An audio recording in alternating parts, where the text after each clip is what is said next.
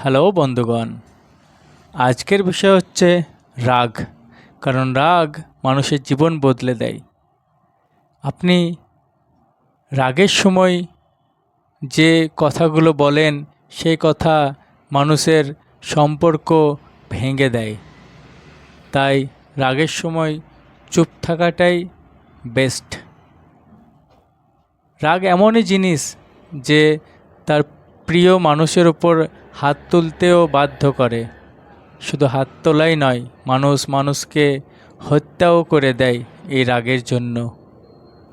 তারপর সে সারা জীবন জেলের মধ্যে বসে বসে শুধু এই চিন্তাটাই করে আর এই আফসোসটাই করে যে কাশ আমি একটু সবুর করতাম, কাশ আমি একটু চুপ থাকতাম, তাহলে আজ এই দিনটা আর দেখতে হতো না।